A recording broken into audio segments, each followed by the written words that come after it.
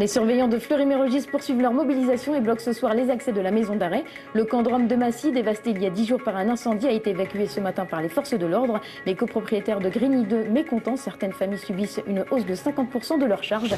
Développement des titres, Patrice Arditi.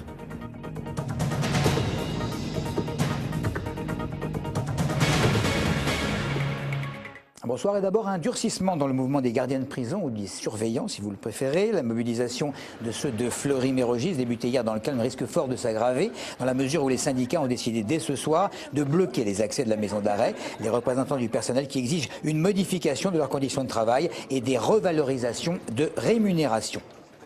On passe au lycée professionnel qui voit encore leurs effectifs diminuer. Après le passage du bac professionnel de 4 ans à 3 ans depuis 2009, des postes avaient déjà disparu. Depuis le 5 mars, le lycée Gustave Eiffel de Massy se mobilise pour tenter de sauver 4 à 7 postes qui doivent être supprimés en principe l'an prochain, en mettant en avant le besoin d'encadrement des élèves dans les structures professionnelles. Audrey Coll.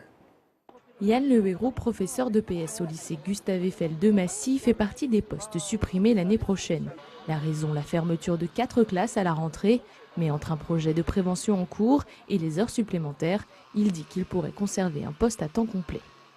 Nous, on est contre le fait de supprimer les postes parce que les heures, au lieu de les donner en heures supplémentaires à d'autres collègues, si on met un enseignant de plus dans l'établissement, ça permet d'avoir un taux d'encadrement qui augmente. Mes collègues de PS ne pourront pas se partager toutes mes heures sup. Ça va leur faire du travail supplémentaire qu'ils n'ont pas envie de faire. Ils ont signé une pétition disant qu'ils refusaient de prendre des heures sup pour sauver mon poste. Parce que comme ça fait un enseignant de plus. Les enseignants en grève se battent depuis 5 semaines pour conserver 4 des 7 postes supprimés à la rentrée. Ils demandent un basculement des heures supplémentaires en heures poste afin de garantir toutes leurs heures aux élèves, notamment l'accompagnement personnalisé. C'est comme si, en définitive, on vous disait le français, maintenant, effectivement, il faut faire du français, c'est dans les heures dues aux élèves, mais les profs le feront s'ils veulent, en heures sup. La proviseure Marie-Hélène Violette a fait valoir son droit de réserve, mais a communiqué les données pour l'année prochaine. Les heures supplémentaires représenteront 11,3% au lieu de 12,5% cette année, sauvant ainsi un poste. Les professeurs restants auront environ 2 heures supplémentaires chacun. Donc, les enseignants du lycée Gustave Eiffel avaient rendez-vous avec le rectorat de Versailles pour essayer évidemment de trouver une solution. Restons avec les jeunes gens pour jeter un coup d'œil avec Claire Colombel sur le fameux palmarès des lycées français. Palmarès dévoilé hier par le ministère de l'Éducation nationale. En Essonne, sur les 41 établissements, 15 ont quand même un taux de réussite à 90% au bac, 90%. Comme chaque année, les lycées privés occupent les premières places du classement. En tête, Saint-Louis-Saint-Clément à Viry-Châtillon avec 100% de réussite au bac, suivi des lycées privés d'Orsay, de Corbeil-Essonnes et d'Étampes avec 98% de réussite à l'examen en 2011. Le premier lycée public de l'étude dans le département occupe la 6e place. Il s'agit de la vallée de la Chevreuse à Gif-sur-Yvette. En bas du palmarès, 3 établissements en Essonne affichent 70% de réussite au bac en 2011.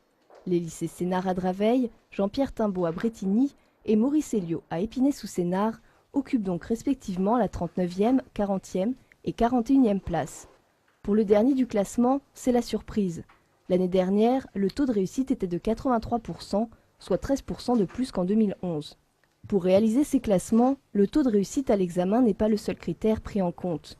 Le taux de réussite attendu, c'est-à-dire celui estimé par le ministère, en fonction de l'âge, du niveau et de l'origine scolaire des élèves est important. Si ce chiffre est inférieur à la réalité, cela indique que l'équipe éducative a fait du bon travail pour faire progresser ses lycéens. Autre critère relativement important, le taux d'accès de la seconde au bac.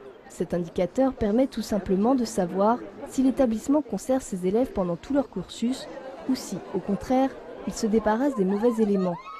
En Essonne, le lycée Île-de-France de Villebon-sur-Yvette affiche le plus mauvais taux d'accès avec 32%.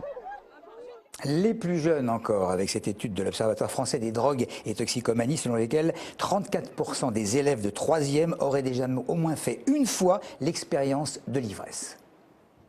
Je pense que l'alcool, c'est un refuge en fait, je pense pour les jeunes.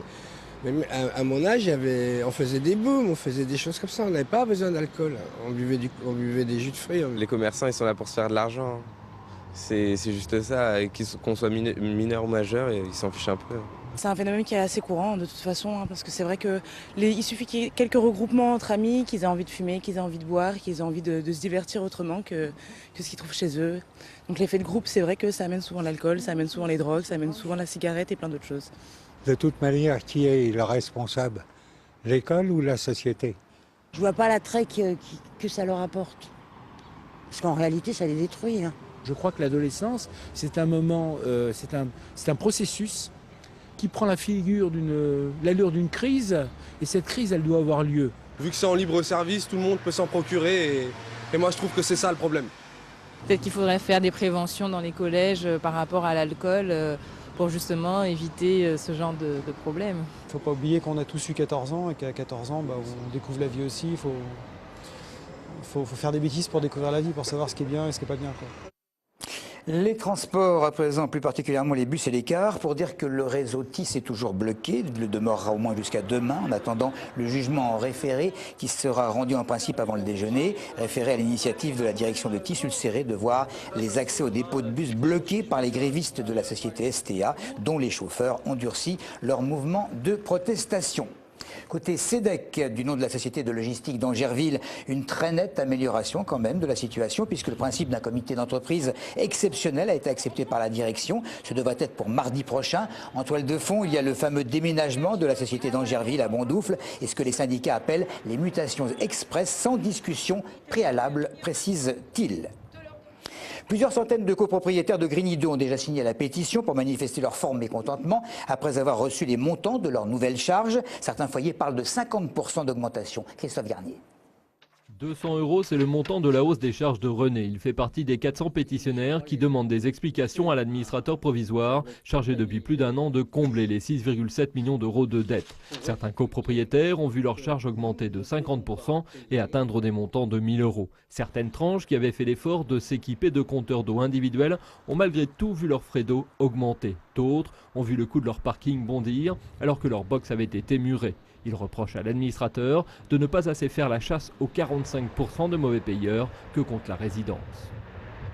Si momentanément, en attendant qu'il y ait quelques problèmes, qu'on mette les gens au tribunal, qu'on mette les gens face à de leurs devoirs, qu'on demande à Foncière où vous rendez, où vous allez en prison, et ainsi de suite, d'accord. Mais si on ne fait pas la recherche des gens qui ne payent pas et qu'on demande à ceux qui payent, bien ils finiront par s'en aller, ceux-là. On est révoltés, on est en train de payer pour ceux malheureusement qui ne payent pas.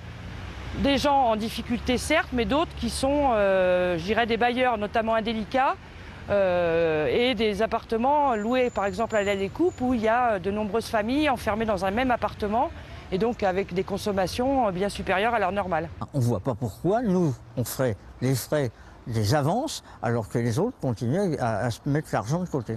Je pense qu'il faut absolument leur tordre le cou. C'est absolument inadmissible. D'après l'administrateur provisoire, des ajustements seront réalisés une fois les dettes remboursées, des travaux étant en cours pour réduire les charges, comme l'équipement de la totalité des logements en compteur individuel d'eau, l'arrivée de la géothermie en 2016 ou même l'aménagement du square sur Couve totalement pris en charge par l'État. Mais les copropriétaires ont du mal à croire à ces promesses. Et dans l'actualité, il y a également ce procès d'une aide-soignante aux assises de l'Essonne. Aide-soignante soupçonnée d'avoir empoisonné un riche septuagénaire qu'elle l'aurait poussé à rédiger en sa faveur un testament. Et puis le gérant d'un bar de Dourdan, toujours dans le département, qui a été victime d'un braquage. C'était ce matin et se serait fait dérober quelques 40 000 €. Voilà pour l'essentiel. Merci de nous avoir suivis.